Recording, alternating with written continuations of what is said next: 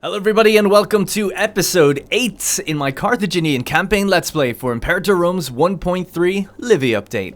Now in the last episode we just got done finalizing our war against the North Italian Defensive League, taking out about 5 or 6 independent nations altogether, after a brutal and heavy investment of 100,000 manpower over 16 years.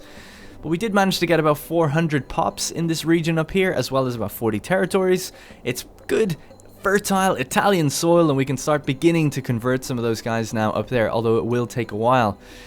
Now this did come at another heavy investment cost, not just the manpower and the money over time, the neglect throughout our republic, but at the very end of the last episode, just towards the end of the war, I had failed to see or failed to really acknowledge something very significant that happened, and that was that our co-suffet Eshmoneton Barca was disloyal, and he was leading the navy. And he was leading the navy with heavy ships on it, sailed it right out into the Adriatic thinking he could take on some pirates, and got the whole fleet captured and sank, which is just absolutely disastrous because we can't recruit our own heavy ships. Now, through the Pearl of Africa, eventually we can get a few more heavy ships, but there's nowhere in sight that we're going to be getting another mega polyreme. So I think that's the most devastating aspect of this, is that due to his disloyalty, which we have since corrected through bribes, he went rogue and cost us a major part of our fleet that's going to really hurt us in future as well. So we only have the one fleet now. We have the second Sicilicum. We have to put someone on that. So that's just something we're going to have to deal with. Unfortunately, yes, obviously I made the mistake of letting a disloyal general do that. And then, you know, there was actually multiple battles. I probably could have got him out of there. Or if I noticed the first one, I could have bribed him, then just brought him home. But I foolishly did. I think I might have brought him home. I don't know. I can't really remember too well. But he went back to port, I think, to heal. And I was like, oh, he'll be fine. And then he just went back out. So I wish he kind of died, to be honest. Because I'd love to, like, throw him in jail or something. You know, we could bring him to trial over such despicable behavior. But it's a pretty high chance that would end up in a civil war, so I'm just not going to do that. But yeah, so I'm going to keep an eye on him. His loyalty is falling. His family is scorned. Now, we have a lot of scorned families. This episode, we're going to be focusing mostly internal, reeling from our previous war and sorting things out. So I won't take too long, but we're going to be going through the mission tree and finishing this off. So the fruits of Musa Lamia is the next one we want to do, which means down here in Musa Lamia, which we don't own a massive part of that province, we need to have 3 farms in those 3 towns. Now, luckily, money is starting to come up again. I'm hoping to get this money eventually into, like, the plus 20 region if we could. So what we're going to do is here, we need to build a granary. And that's really all the building we can do just now. But that'll raise our food capacity to 600. And that's what's needed to... Yeah, that's needed when we get here. So bread and circuses requires Musa Lamia to have up to 600 food. So basically we're investing into farms. We're building up the food of this province. You know, I don't really know necessarily why. Just other than historically this, I guess, was quite a food rich. I mean, it's nice to have a nice food, heavy, densely... What's the word? A bread basket of the Empire, right? And the Republic. It's nice to have that, although it is just far away from where I would intend on resupplying things, but it is still nice to have nonetheless. So if this is going to be a food province, then so be it. But we only own 4 territories here, so we have to build the farms in these 3, build a granary here, and then over time that'll all finish up.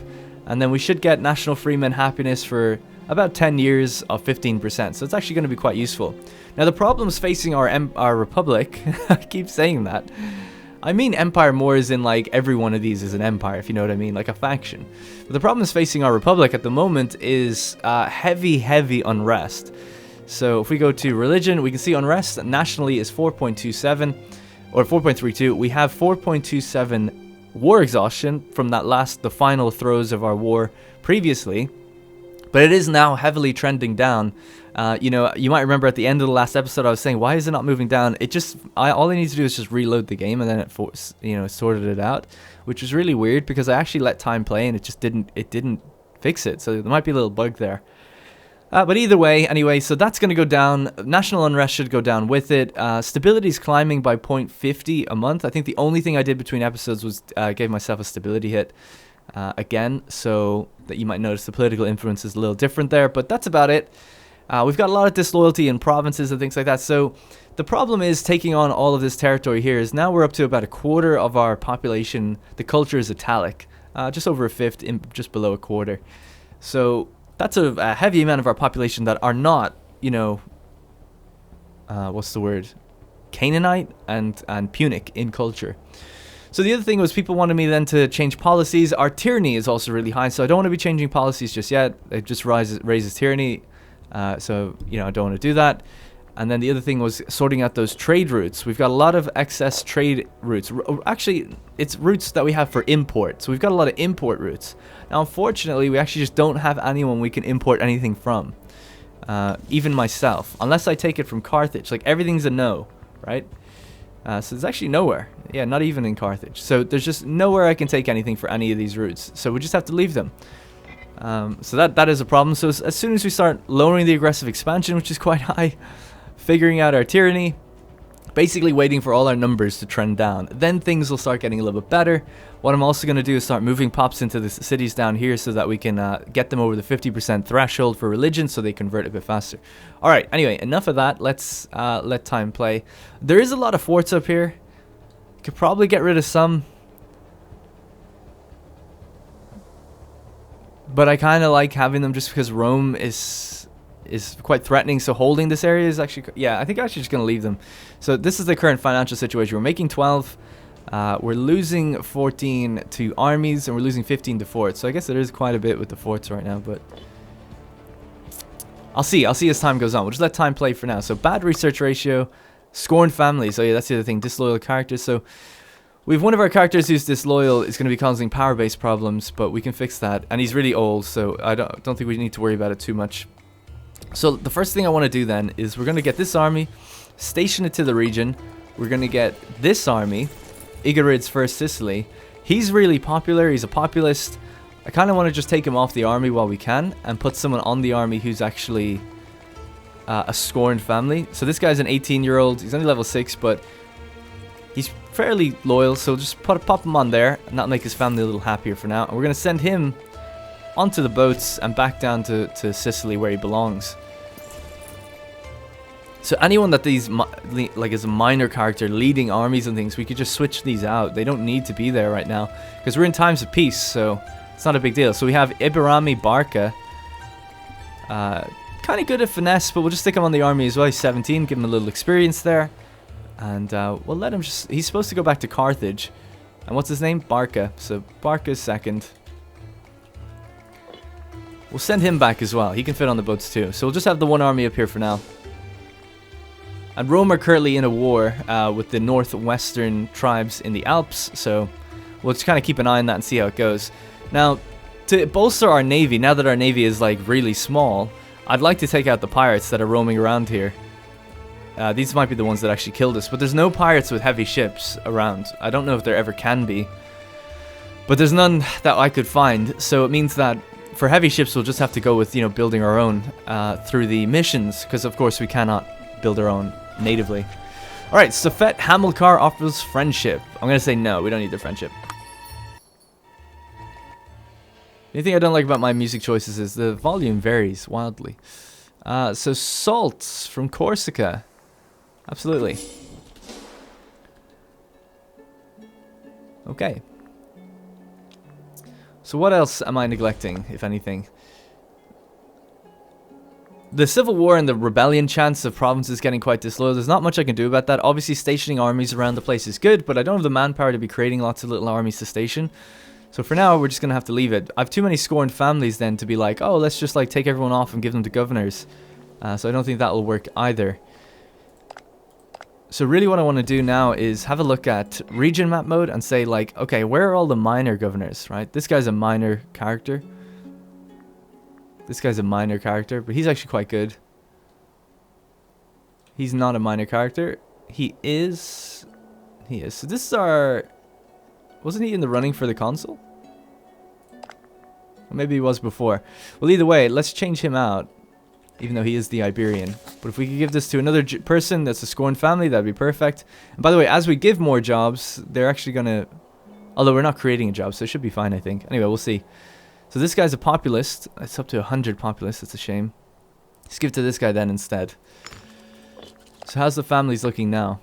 So 3 not scorned. The Hanids are still scorned. We'll have to sort them out. Give them something at some point. Maybe the Navy, actually, yeah. So let's see if we get a Hanid. Yeah, so this guy's a Hanid. He is 92% loyal. Let's go. So that should give them all something to do. But yeah, see, this is what I don't really understand. It's like, okay, well, you give them all jobs, and now they require, like, one other one.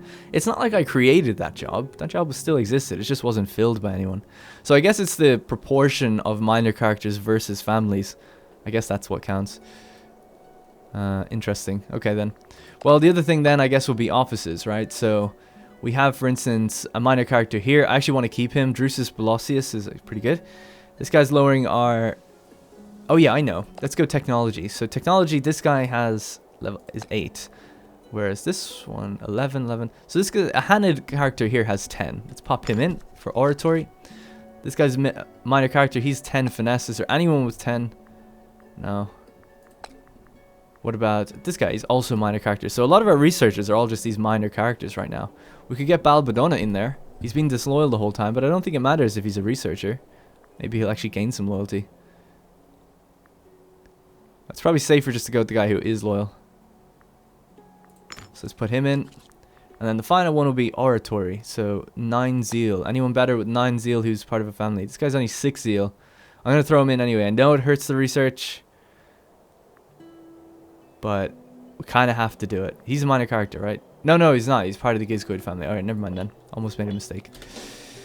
Okay, so that means 2 families not scorned. We'll have to fix the others up whenever we can. So we lost... I don't understand how that happened. We lost 3 import routes, but whatever. So let's just get some more stuff for now. It doesn't really matter what we get, as long as it's not coming from our own territory. Because then we'll still make money on it. So if we go to trade... Yeah, like everything's making money. The only ones that make really small amounts of money is from here down, and that's because they're internal routes. So as long as you're just creating routes out or in, it doesn't really matter. You still make good money. The money is dependent, typically, on the governors and the citizens in the territories that are receiving them. It's not the value of the good. So you could be trading wood, and it'd be the same as if you're trading base metals. It's just to do with the commerce that's going on in the place. Which I can see where they're going with that, but I wish the goods did have a value. I think it'd be better. Anyways, let's hop on the boats. Can we get both of them on, actually? I don't know. Yeah, we can.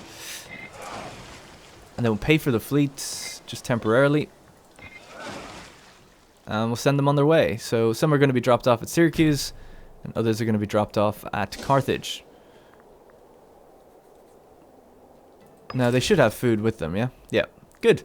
Alright, so yeah, so that's pretty much all of that. So... now our next bit of cash is going to have to go into being invested into the 3 farms down here. And then when we stop paying the fleet again, we'll start moving some pops around Sicily so that we start increasing the religion that we're getting down there. So our manpower is really low. But I'm going to go with citizen output for now. Or we could go with monthly tyranny drops. I'll go with citizen output. 18% citizen output just seems quite powerful. So we'll go with that. It's also a nice little boon to our commerce. So the unrest has fallen by 1 already, which is good. It's a little bit better anyway. Alright, here we are at B-Rot. We can drop them in there. Take the Carthago army off and keep sending them over to Carthago. And then we've... dispersed our armies throughout the empire, or the republic, even though we've only got 3. But interestingly, you know, even Rome only have like the same amount of cohorts. Harvest of Balhamon. The territory of Carmarina has seen a huge surprising growth in their grain production of this year.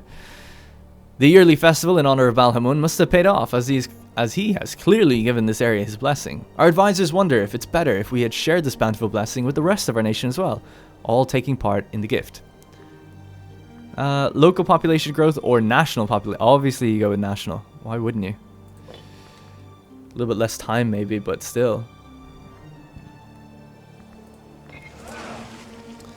Okay, and now, by the way, we're up to, if people are wondering, we're up to 2,288 pops and 199 territories.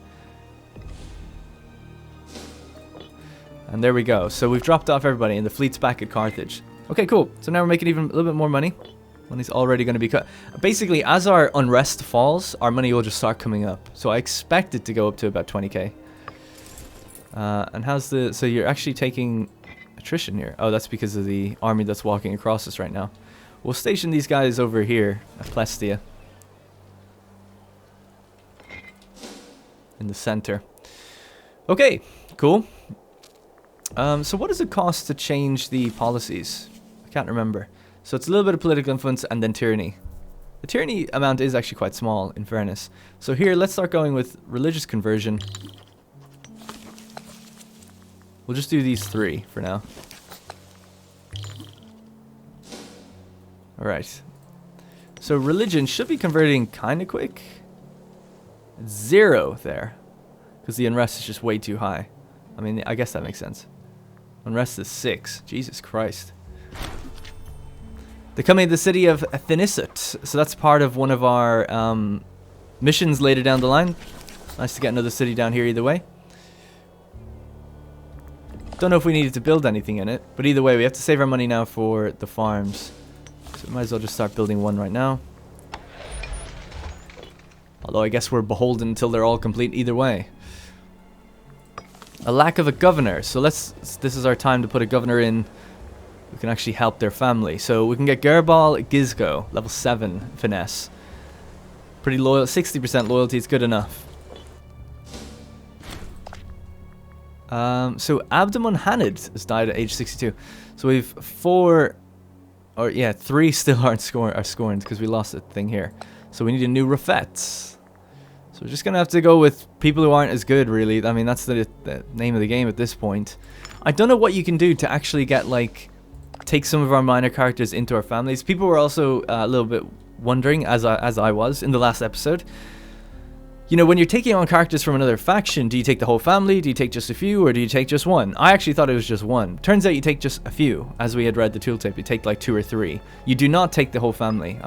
I've checked that. For instance, we took on the Tarquiniais from Etruria, and it said we'd get 3, and we did get 3. Everyone else died in their family. They were just killed, and they all died at the same time when we took them on. So I don't know, even their children. So I don't know why the game is like this. I think it's a terrible, terrible way of doing things, but that's the way it is. So they want you to focus on your family. So really, the minor characters will just have to like ignore as much as possible. Sometimes, if a family falls down to size small enough, they might take on some of those extra people. But otherwise, we'll just have to like largely ignore them. So I don't know why you'd ever even take on minor characters in that regard, because unless your families were just super like thin. Because I don't think there's a way to take them on. As a monarchy, you can adopt, but as a republic, you cannot. So there's no way we can take on these other people. I don't think. If you have a solution to that, let me know. Alright, some of our provinces are gaining their loyalty back. Corsica and Tuscia, which is good. Quite a lot of loyalty back now, actually. But some of them are still dropping a lot. There's no risk yet of civil war. We're kind of close with that one. Yeah, we're okay. The power is all fine as well. So here we have some fleets roaming around. I'll be tempted to try and take them out, but I guess there's no real point just yet. Yeah, I suppose not.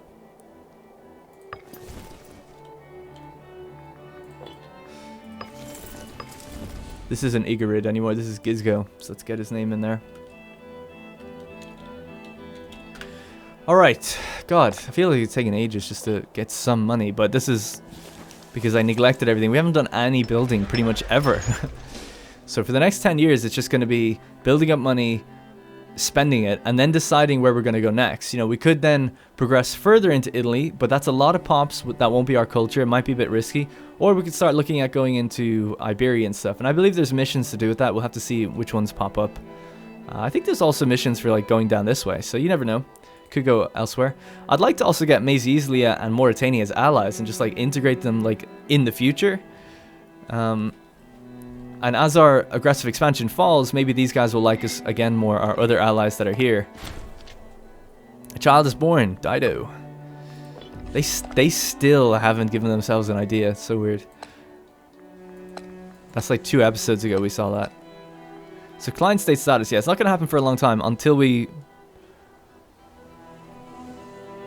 get the opinion modifier up again, I think. And then maybe... Awesome. So Disloyal Provinces, I'm seeing a lot of green, which I like to see. So that's good. So the provinces are getting better, it means, basically, yeah. And the unrest should be falling. Oh yeah, we'll almost have no unrest now. It's all because of that war exhaustion was so high. So let's check back on this place when it was converting pubs. Now it's converting them at 1%, which is still really low. They still do have a lot of... So the aggressive expansion is what's hurting, because aggressive expansion hurts the wrong culture happiness. So if you're looking to convert, it's going to happen very slowly when you have a lot of aggressive expansion. Now luckily we have a guy in office, Melka Shartama Ugarid, who's 10 out of 10 and then really high statesmanship. So he's doing a great job at bringing down that. I mean, you're not going to get anyone really that much better with so much statesmanship. Also, worth mentioning, look at our court right now. All above 80 loyalty. Pretty good. Pretty good. And then the farming settlements are doing their thing. Alright, now we can get this final farming settlement here. And I think we had invested into this province and it's just done now. Yeah. So output here is 4% and there's 3 new routes. Cool. Great. Money is now up to 18. Look at that. That's not bad at all. Not bad at all. Alright, we're building it up. I know it's a bit of a waiting game. I hope people don't mind that. We'll have to also keep, you know, an eye on the populists, as always. I would like to get the civic faction in power, if possible. We're up to 60% stability now. That's great. And then eventually, what we're going to be working on in these times of peace, maybe when a good character finally comes along, we can then try to get them in and keep them in and bring our extended terms up to 10 years, if possible. So that we don't have to go through these stability hits every 5 years and have to worry about this every 5 years. Every 10 years will be a really nice... It would be actually just a really sweet number to have, to be honest. Luckily right now, so we have mercantiles are growing by 1.14, these are 1.25, and these are 1.06. So the trend is actually towards the mercantiles and the civics right now for growth.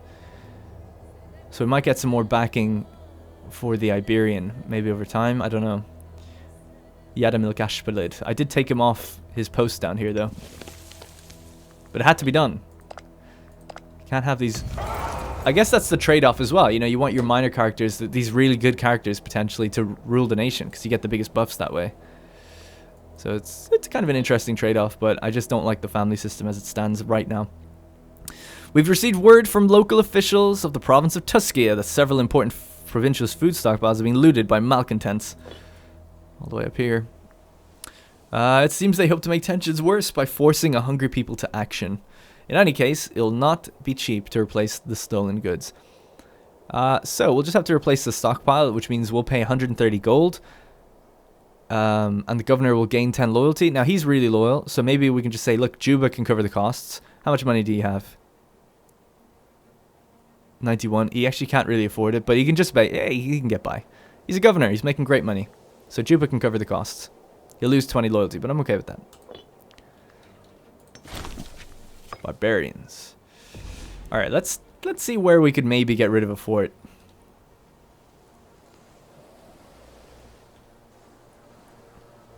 We can get rid of this one for sure. Because this one connects to there and there and there. So that's and it's in a better position. It's in forest. There's no city here, so I think I'd get rid of this one. Although it's on a river, which is nice, but I think this one is just as good. So let's get rid of this one. There's 2 here. I actually do kind of like that situation right now. This is on mountains. This is on hills. That's on hills. That's on hills with a river. This is a city, so I'd like to actually kind of keep that. And it's kind of almost protecting the other cities around it. I don't think Lucca even needs... I don't think I care about this one. Actually, it's in a good spot to capture here, here, and here, and here. So, or, yeah, these 3. So I guess that's fine. Although this one's a fort as well. I don't know. I'll leave that one just because I'm a bit unsure about it. Alright, that might be it. So just go fort mode. There we go. So we do have still, like, pretty strong coverage up there. Probably a bit too much down elsewhere. Like Sicily, do we really need it that heavy? It's basically one on each coastal point and then one in the center. I guess it's fine. You never know, man. The Roman fleet just drops some people off. We'll be happy if we have them. Alright, so there's barbarians that are after landing over here. So we might hop on the boats and go try and deal with them. So let's just hop on the boats, pay the fleet and the army for now. Which is going to set us back a little bit of money, but I think it'll be good to go deal with these before they piss everyone off.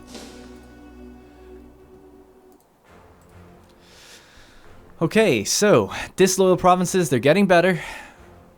Some of them anyway. Amelia is insanely disloyal. Hang on. A-E-M-I-L. Oh yeah. It's just the one territory. I don't blame them.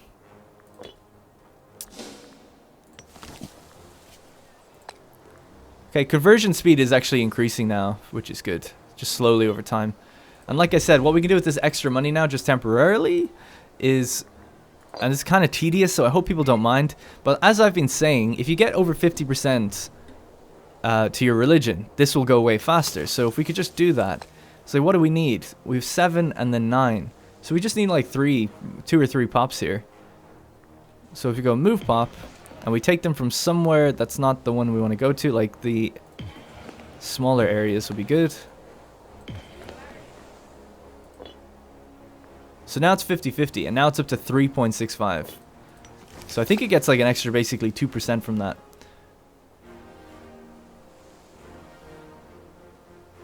Okay, let's try this one then. So this one says, dominant religion is not state religion, negative 25%. There's 7 here, and there's 19. So this would actually take a lot of people to move here. But we could try it. Just move them from the outer provinces. As long as they're... So we don't want to move the Hellenics. God, it's such a horrible list. If it just showed me the Canaanites with like a nice little icon, that'd be great. And I don't mind if we make these ones not the proper culture, because it's them, or religion, them changing doesn't take that long. I just hope I don't accidentally like decolonize one of these areas.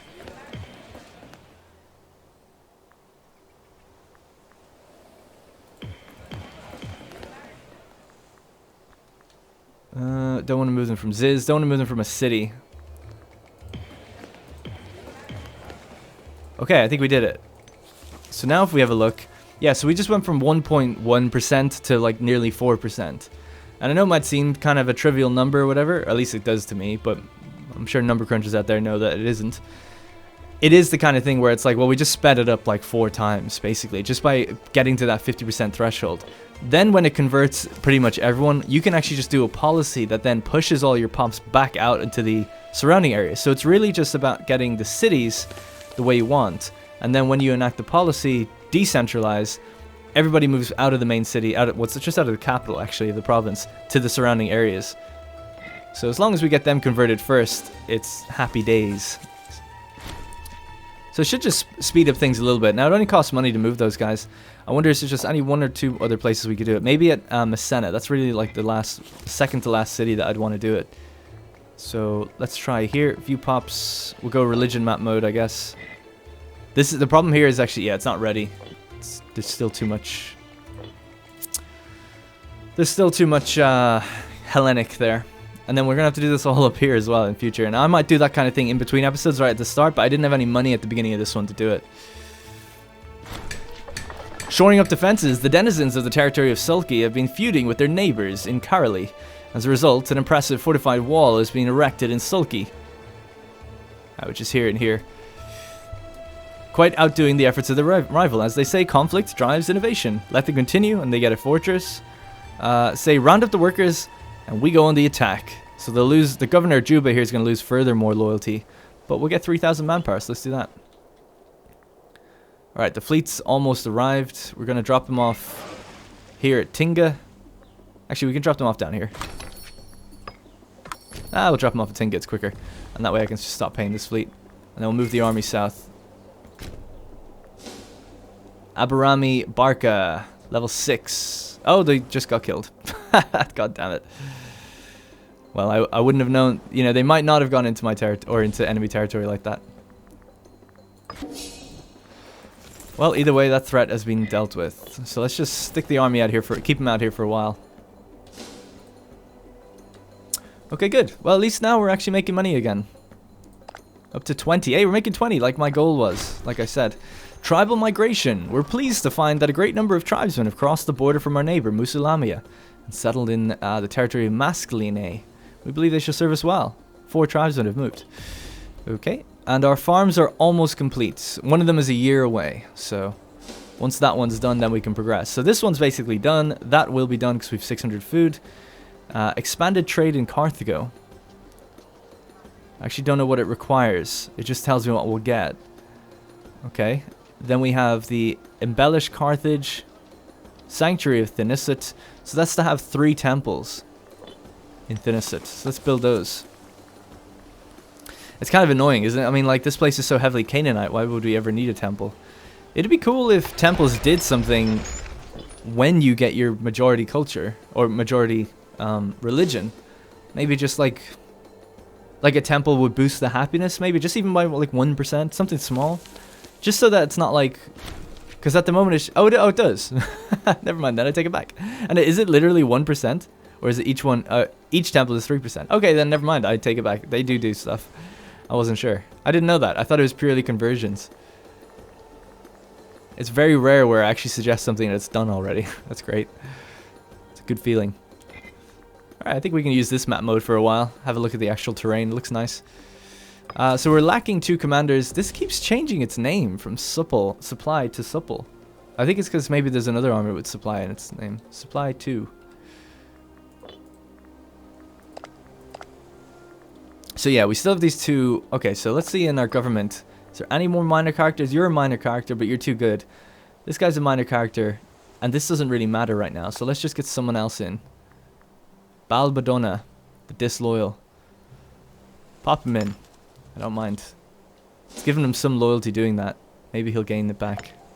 No. Outraged family. Why are they outraged? I'm not sure what that means. Maybe because they were scorned for a while. Debtor imprisoned. Melkishama Ugarid, the man in charge of justice in our great nation, has ordered the imprisonment of Abdulmakard Gizgo due to his extreme debt. We're told that he'll languish behind bars until the debt's been paid off. Alright, we're getting close. We're a year away from an election. These have stayed really stable, which I'm very happy to see. It's quite rare to actually see the mercantiles or any of these parties grow amongst the populists. And I hate this guy because he's the one that lost us our fleet. He's an absolute embarrassment to the entire of Carthage.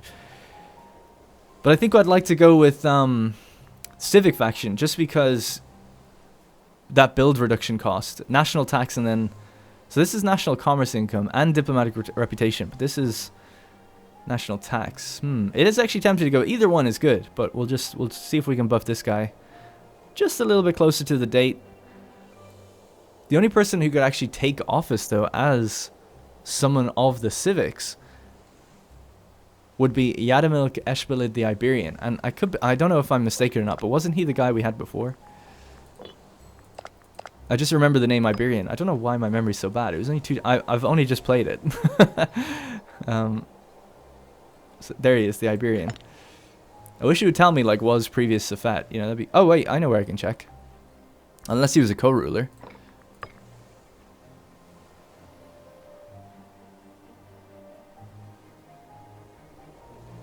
It doesn't look like it from here, unless he was the co-ruler.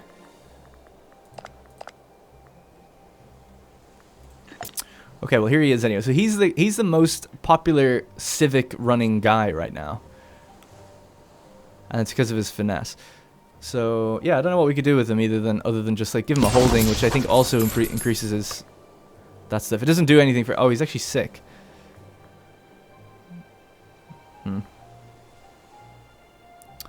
Yeah, I mean, there's not much we can do, I don't think, to really change anything here.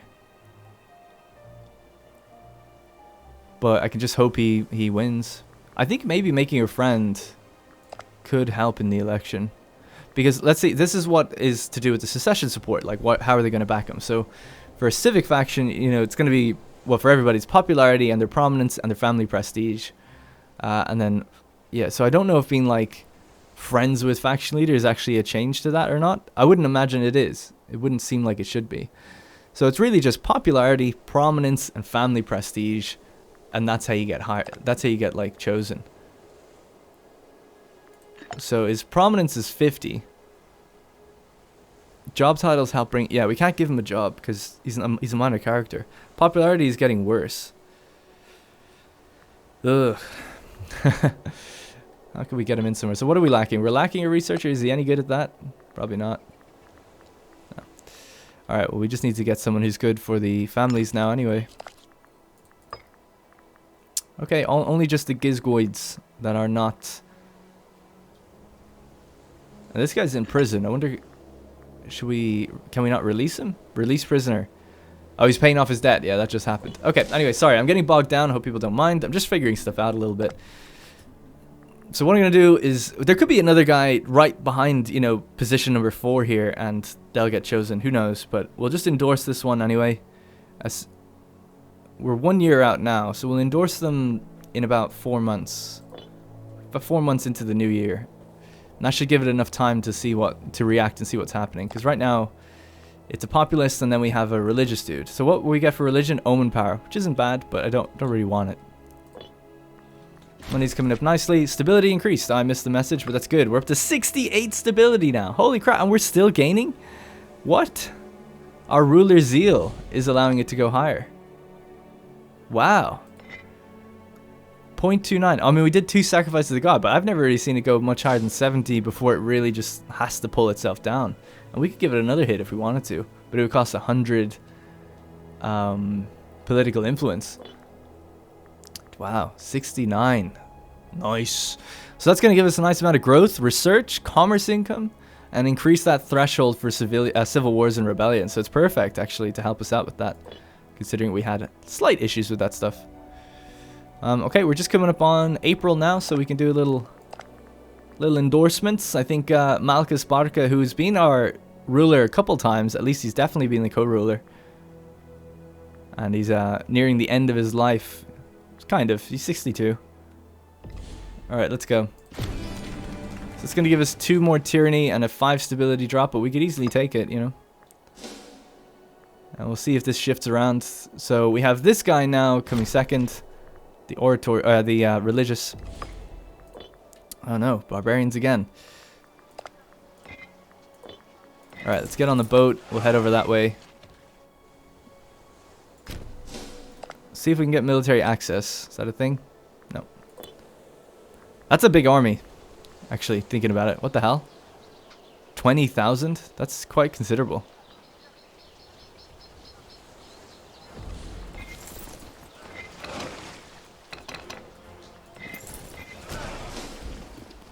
Alright, we're just about back. See, I can't even help them now, but we'll stand here, take this territory back at least. And if they want to come back in, we'll have to fight them. The High God, our augur, Boster Baal Hanid, claims our future is bleak unless we appease Baal Hamun, as he has terrible visions of things to come. He has set aside a cadre of male animals for sacrifice as is custom, and is asking us for the funds for a massive ceremony. Though we have nothing more than his word to go by, it's unquestionably a good idea to try and appease the gods one way or another. We could do everything we can to help him. The blessing of Baal. So we'll get omen power. So that's 500 gold. I don't have it, so not going to happen. A small ceremony, though. We could get 15 influence. Or we could say, enough. Just calm down. Enough with your visions already. You crazy old kook. 77 years old. Having visions of Baal Hamun. Alright, we'll just say a small ceremony, though. I don't even really need the political influence. But I actually just don't want to lower his loyalty if he's going to be in our court. So we'll pay the money just to keep him happy. 40 loyalty. Really wish I could advance on that. It's so silly that you won't give me... Try to improve our opinion with these guys. Don't want them to ever attack me in the back. So we'll improve opinion with those guys. Let's see how it's going with our friends in Italy. 125. Ask for military access. Alliance. Klein State. Still nowhere near doing that. Improve opinion will be 24. Okay. Which would be worth about 12. I think opinion halved is the amount. Oh, they beat the army. Wow. Well, good job. Everyone's handling it before I can. Wow, we're up to 25 income now. Nice. We're rich. So on the next month. Oh my god, I was just gonna say that I need to check that, but luckily, so we didn't get the guy I wanted in. He was next in the running. So Igarid came second. Our guy came third. He probably wouldn't have had a chance, to be honest, at surpassing him, because this guy was just really high up there. His popularity is not even that big, but it's his prominence that probably carried his weight. Okay, it's not a big deal. I mean, we could still do the negative building cost if we wanted to, which would raise this. But right now, we're going to get Omen Power 10%. And what do we do if we got this? Pop Conversion Speed 25%. Oh. Let's go with that. Why not? So when the person is in power, the cost is halved. So we could do that. Now, this is obviously going to give populist faction influence an increase. I really hope if some populist comes by and he's just a terrible speaker, because that would be so great. Because then they don't get like any support. We'll do that. 25%. So now let's have a look at our town that's converting. 6%. 6.75%. So basically 7% conversions there. It's going great.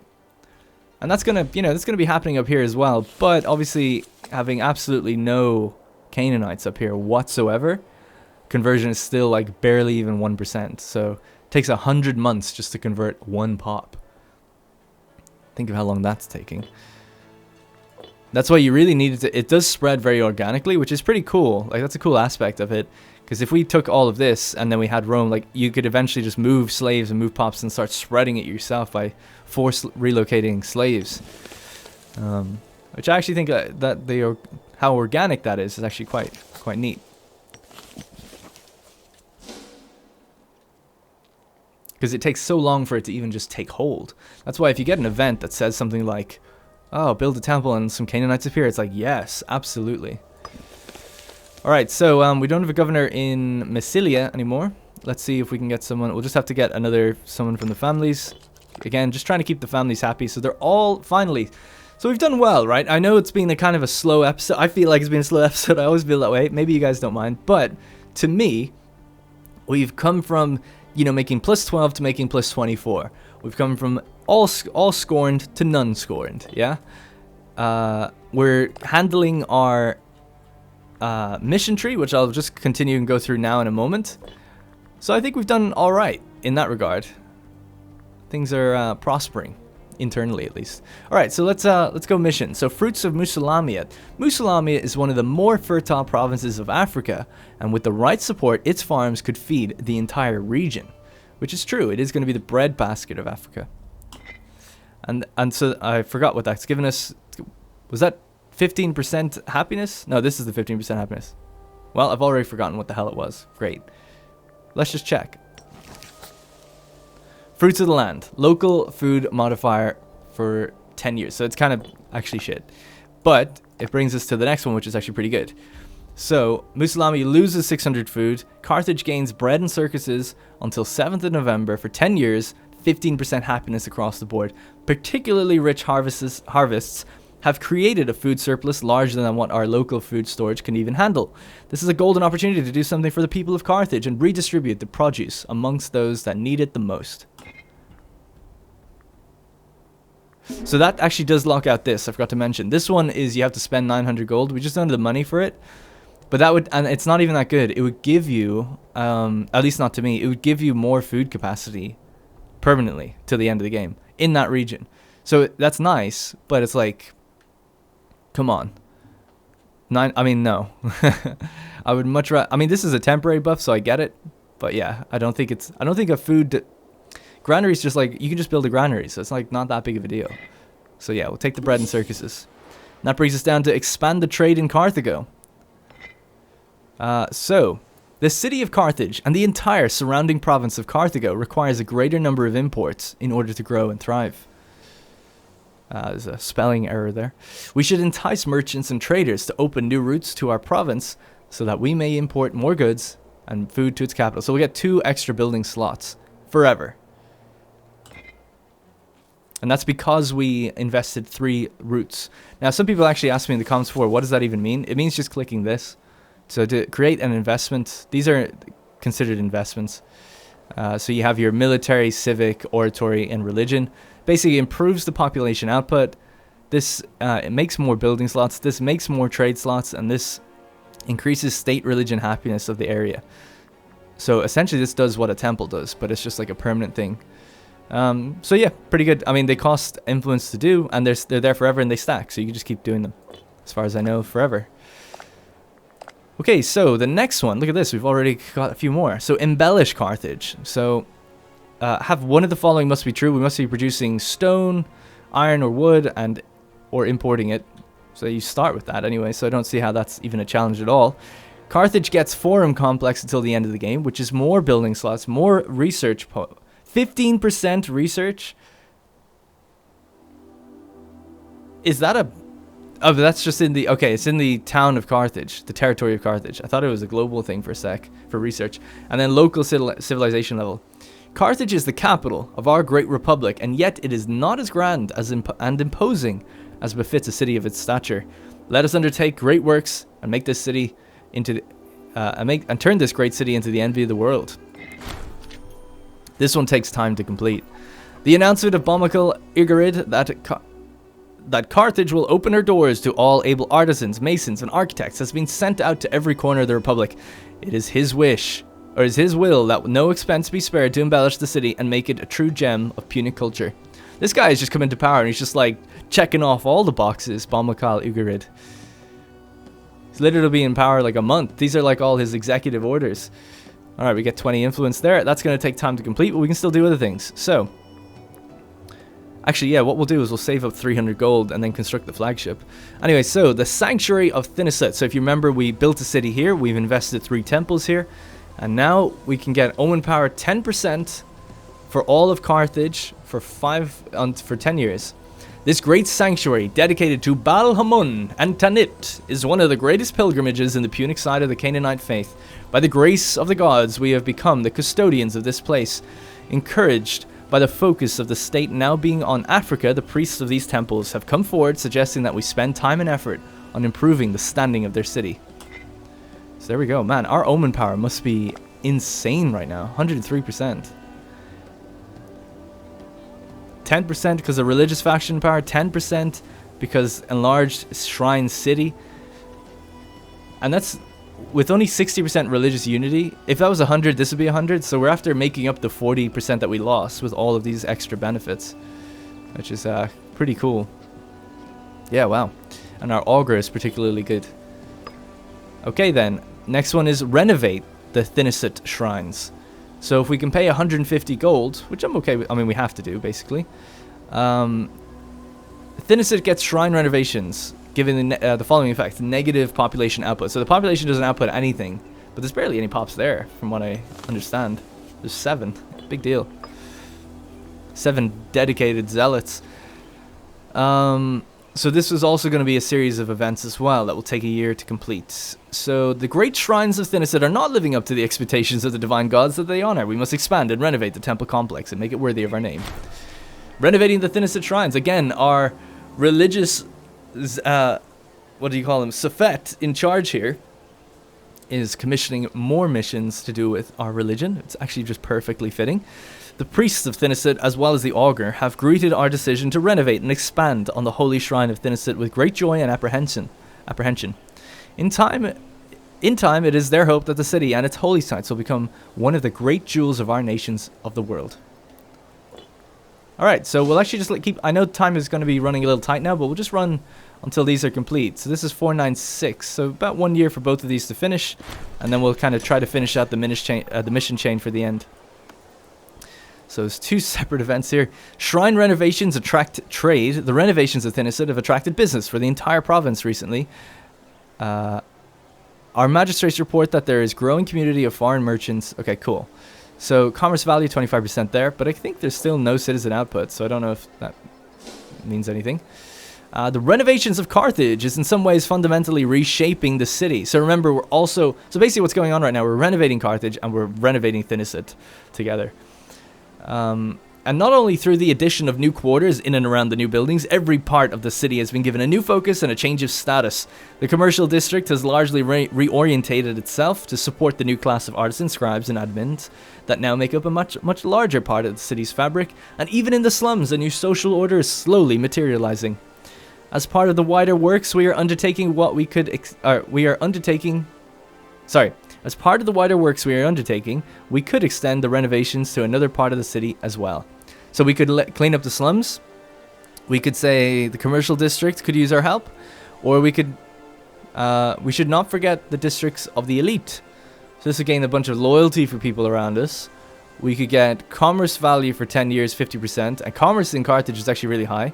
Or we could go pop promotion speed for cleaned up slums. That's kind of tempting, but not really. I think I'll go with the commerce just for the more money.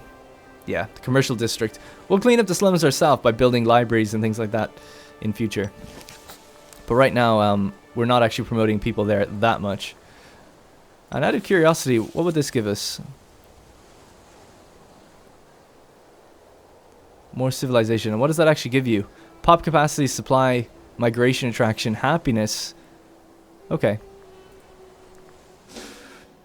Alright, let's keep going then. That's great. And negative provinces, we still have 6 or 7, but 5 of them are growing. So they're gaining their... Oh shit, we're actually in the negative. I forgot about that. Just before I read that, so if we have a look at province loyalty, so those are our most disloyal to loyal. And you can see if the arrow's to the right, they're gaining. If it's to the left, they're losing. So they're pretty much all gaining. Just 3 of them are losing right now. 5 of them are losing, but 2 of them are really high. Okay, a great servant to the Republic. We might actually have to end the episode before we finish the mission chain. There's so much reading.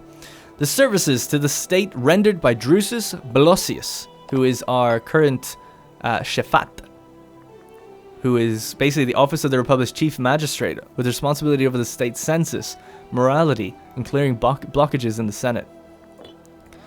So the services to the state rendered by Drusus Belosius are without equal in his generation, even among the great families of our country. Many expect that through his deeds, his line will soon rise to be more influential than our traditional aristocratic lineages. This hasn't gone unnoticed. Were we to elevate the Blossii family, it would create turmoil in the aristocracy and likely lead to the disgrace of one of our older lineages. Oh, right, so he's made such a name for himself that he might actually become a family of his own. The Hanid line is a disgrace. Blossii becomes a new prominent family. As the head of the new family, Drusus Belosius will take on a number of minor characters as his clients. Hanid is no longer a great family. Oh my god. This is a big change. I say, fuck the Hanids. Now I know that it is quite the mainstay of a Carthaginian name. What about the Gisgoid? The Gisgoid family is dishonoring their ancestors. So we instead take on the Blossii and remove the Gisgoids. Or let's put this guy back in his place. That's actually a really cool event. I'm going to say, yeah, let's get rid of these. There's so few of them that giving all of these a job is what was like causing us a problem. They require 4 jobs. Look at them. Look at the state of them. There's only 5 characters. It's a miracle that they all have jobs. Alright, Gisgoid family is dishonoring their ancestors. And I hate the name because I don't even know how to say it. So we're going to take on this. I mean, it's pretty dirty though, because it's basically a Roman or a Latin, you know, coming from Etrurii, the Blossii. I think, unless we took them on before, but I think it was from the Etrurians. I'll have to go back and check maybe. Alright. I wanted this character to do well, that's why we had him in office, so there we go.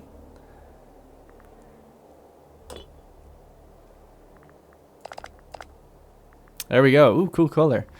So the Gisgoids have fallen out of prominence, and these guys, so I guess some of them have been taken on, some of those characters were just taken on and renamed. I mean, it's kind of lame, but okay. Now, I wonder, can this guy, like, get married and actually propagate his line? Oh, he does have children. Oh, no, but they're Punic and Hellenic. I mean, I guess that's fine. I guess it makes sense. Drusus Belosius, he's been changed to Punic and Hellenic. Punic as well as culture now. He wasn't Punic before. No way. So I guess they just overwrote his culture. But he's still Hellenic. And his kids are Hellenic as well. So I guess that's an issue, because that's not our religion. But I was hoping that he'd be able to get married. Maybe he still will. He's 47. And then have some new kids, because his family are all dead. So I guess if you can get a minor character that's relatively young, give them a good job for a while, and then bring them up for a bit, maybe then by the time they're 30 or 40, they'll actually marry and get more prominence and so on and so forth. It's just interesting to see, like, what can we do to get a character that we're invested in to the very top of the rung. And then, you know, maybe even make them a dictator, make them rule for life. I mean, that's the goal, right? That's the fun, I would say. I mean, although I am really enjoying the Republic, we could actually, you know what, I say that, we could preserve the sanctity of the Republic for as long as possible, which might also be an interesting challenge in and of itself. Bad planning, yeah, we were -1. Super bad planning, sorry guys. But this is actually a pretty good one because it's the morale of armies and army morale recovery that's going to be affected. So because of the shortage of money, we've been forced to sell our entire reserve of military supplies. Bommelcollar Grid has addressed our people and assured us this is merely a temporary setback. You damn right it is. He's too busy. The peasants on the ground and the slaves and all the people. What's the word? Plebs. That's the word I was trying to think of. They're going to be complaining that he's building temples. Where's all the money going? But it's okay. That's actually a really nice, bountiful amount of cash that we can use to reinvest into our navy. When we get to 300, construct that flagship, which will take half a year to build. Okay, so we're going to leave it there, guys. I think it was a pretty successful episode. Just because I didn't know how easily it would be. I was worried we'd have a civil war and stuff. But yeah, we managed to calm everyone down. Keep the peace. We've got an absolute metric ton of effects going on right now. I was hoping we'd finish the mission so that I could see like what's going to be the next mission after we finish Pearl of Africa. But we'll just have to decide that. Some people were saying, you know, we think we should go into Iberia. I think that's actually kind of a nice idea at this stage in the game when... Oh shit, I didn't even realize. I should have mentioned. It looks like Rome lost a war or had a rebellion where Umbria have popped up now. Right on Rome's doorstep where old Etruria used to be. Yeah, they've got a truce and a CB, so I don't know if it was a rebellion or what. We took out Umbria, so I'm guessing it is they rebelled. Which is kind of amazing, because the rebellion threshold should be really high on this difficulty, so for them to have one, I don't know how they did that. Or maybe they lost their war and these guys requested that they be created or something? Because they have a truce up there too. But it's a different type of truce. It's a different year time for truce. Weird. And then Rome lost their territories here. So Rome actually fell back in a bit. But anyway, but they still have obviously over here as well, not to be forgotten.